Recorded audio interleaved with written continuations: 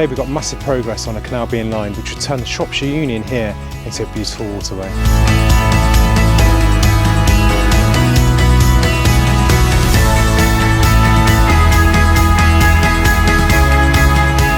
I'm back at Crickheath Wharf and we're just going to have a quick look at what's happening on the Shropshire Union on the Montgomery Canal. This was opened a few years ago, as I've said in many videos, and this section ahead was rewatered very recently. As you can see down here, it's still shut off. We've got stop planks in there, but what they've done is they've eased the stop planks to fill it up so they can test it. There's just a little bit of water trickling in that back corner. So this was a good few years of hard work by the society. This is an old wharf up here. There's tramways used to come down here, down the slopes and stuff. It's looking great now. Last time I came here, it'd kind of just been finished. So there was no real green on it yet, but you can already see the grass has taken over this bank and doing the same over there. There's a bit of growth in the canal itself as well, some reeds already sprouting up through here. It doesn't take nature long to start to recover. There's about 14 miles of this canal left to restore. So we've got a section behind us which is in water and connected to the network. There's boats on that, as you probably saw behind me at the beginning of the video. There's a 12-mile section a few miles up ahead, which is around Welshpool. Then there's also a section at a place called Llnymynech. Now Llnymynech is about 2 miles away from here. First off, we have this section here, and you'll see this is full behind me, being tested.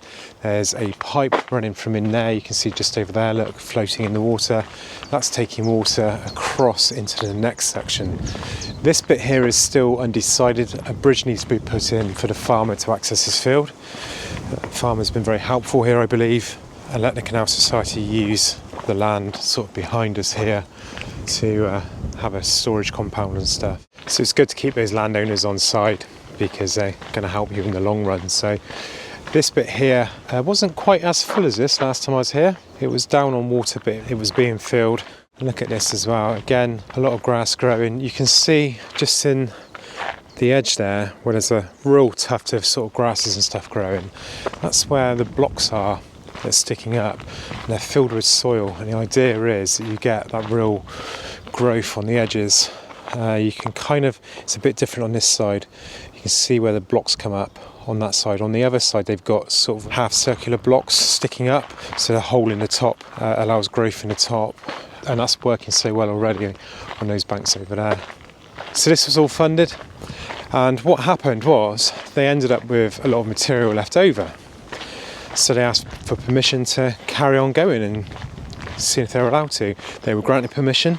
So the next section is currently being lined just up ahead. We came here and they'd profiled this, and I don't think any blocks were in. There may have been some blocks in at that point. I remember there were piles of blocks up at this end and not a lot else. So you can see the bund here, which is stopping any water going through. This means they can test each section and make sure they're not losing too much water. It looks pretty good so far. We've had a really dry period, to be honest with you. I don't say that very often in England and Wales, do I? But it's meant that this should technically be low. If there were leaks, it wouldn't be filling up from somewhere else. So I know they're filling up from the main canal. I can't see any signs of leaks anywhere, so that's a good sign. If they can prove this doesn't leak, then it can be sort of opened up and connected properly. Those bunds can be removed and you've got navigable channel. There's not really a lot that can be done here at the moment to actually allow boats up, because there's no winding hole, and there's areas like this here where again they've got access in from the farmer's land over there to be able to come in and do the work, so they'll have to lose that at some point. But they need somewhere to turn around, and that's not going to be to a bit further up. So this section may be in water but not actually be allowed boats on for a little while yet. So I've dropped down into the channel to show you what it is. So this is being sealed now with a product called TerraSeal, and I'll try and show you a little bit. You've got membranes here, and in between that membrane, which you can't see on the end here, is a... Oh yeah, you can just see it on the end there. Can you see that white material there? And a recent video of mine, I showed this, and I showed us piercing it with a knife. I pierced it 3 or 4 times, and you can see it seals itself. And that seal is brilliant. It's like a gunk. That's not really scientific, I know. As soon as it gets wet, it turns to this gel, and it sort of creates a seal. But this bit here has all been done as an extra really. They had the material, they had the permission, so they've cracked on and they laid this pretty quickly actually. These blocks are to weigh it down because that material will just float off really. The black membrane that's on it is like a geotextile that's there to protect the material underneath that's sandwiched between it. And this would be another bund. On my earlier videos here we looked at this, and this is hedge laying, and before it was quite barren, but you can really see now where it's growing up. And when you hedge lay, you can see you cut the branch low down here and you lay it down so it's still attached at the bottom, and then what happens is all these shoots grow up off of it, and that creates a much thicker hedge. And in years to come you can do the same with that if you need to, and it's a fantastic way to create a nice boundary. The farmer doesn't want people coming into his field as much as you don't want cattle getting down to the canal. So you can see it's been partially cleared. It gets a bit thicker up there, but this stuff that's down here has been cut back. But that's how quick that stuff grows, and it grows and grows, and it's just, it fills old canals and railways up really quickly. As I keep saying in videos, it's not actually worth much to the sort of the area in ecology terms. It doesn't support a lot of species like this tree you will here. You see this tree here, and there's all sorts of stuff in here. You've got the old stuff growing up the sides, look, which wraps around. I think that's an ivy, and that will have a load of species in it. There'll be loads of bugs and stuff living in there. The actual tree itself, with its huge canopy, will have loads more and various other things, and where limbs have fallen off, there's holes which stuff will nest in, and when limbs fall down and they start to die, stuff actually lives in there as well. So those big old trees do a lot more for the ecology than these little ones that quite frankly do very little. And it's only really that one clump, to be honest, in there. The rest has all been cleared. This section down here is much clearer. They've obviously left those middle ones in for a reason. Quite often when you're clearing these areas, you don't want to clear everything in one go, you want to leave a little bit. So anything that was nesting in what you've cleared, although you don't knock down at the time of nesting, you do it well before, they can move into that habitat, and then next year you can take that last little bit down, and most of the stuff's moved out by that point. So when they come back, hopefully all those hedges are creating enough habitat, they've been created, and all the planting and stuff as well, so you're not damaging the ecosystem too much when you're clearing it. But up ahead we have Schoolhouse Bridge, and this was lifted in pieces about 2 years ago I think now. And this is the current target to get underneath this bridge. So from what I hear, the compound on the other side is being moved later this year.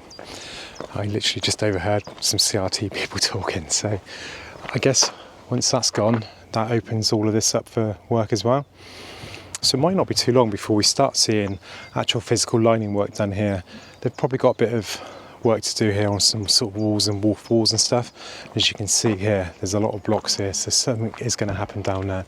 Now this is still CRT land, I believe. I think the whole stretch is, apart from bits and pieces, but most of it is. So they are quite involved in this restoration, and they are dredging this stuff a bit further down. But this next bit here is pretty cool to see as well. So the great news is I am now on Patreon. So all the stuff you'd normally get in the members area here, you can now get on Patreon in one of 5 tier members. The great thing about Patreon is as well, I can do everything. So you're going to get not only the stuff from this channel, but the stuff from Court Exploring as well. All the behind the scenes, the drone only stuff, and all the other stuff that I film whilst I'm away can be seen on there. So check the link in the description, and please join if you can. So last time I was here, I commented about this. It was actually quite sad to see this bit gone, because there was a lovely canopy here.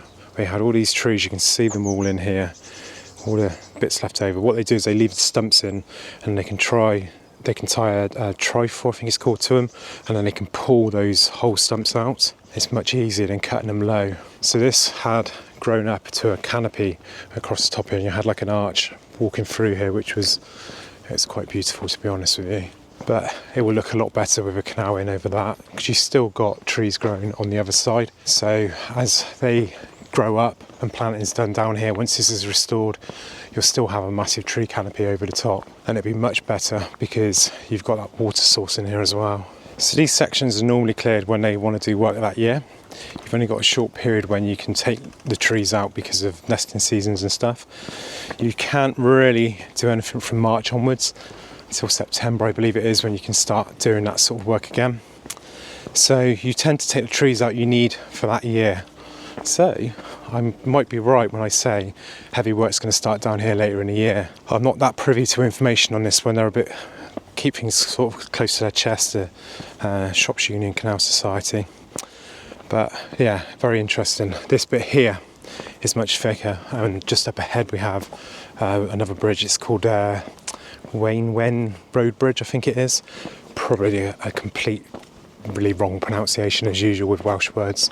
So just up ahead of us is a bend, and you can see the canal turns sharply here to go around that corner, and that's where it continues on down towards sort of Pant and Llnymynech, which is just over there. After Schoolhouse Bridge, that's where you need to get to, because that's where you can put a winding hole in.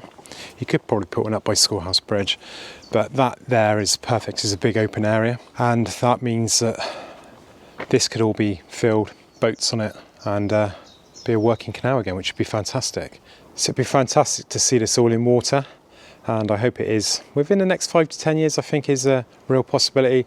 I think honestly we might see water in here in less than 5, but only the Shropshire Union Canal Society can really tell us that, and hopefully the funding that they've been getting will carry on. They've had some good funding from like the local councils, the Llnymynech and the Pant councils and stuff. They've all donated money recently, 1,000 and 1,500 to do towpath works, and it all helps. All that money coming in all the time means they can keep moving on little projects, getting towpath through, getting lining done, getting all of that done.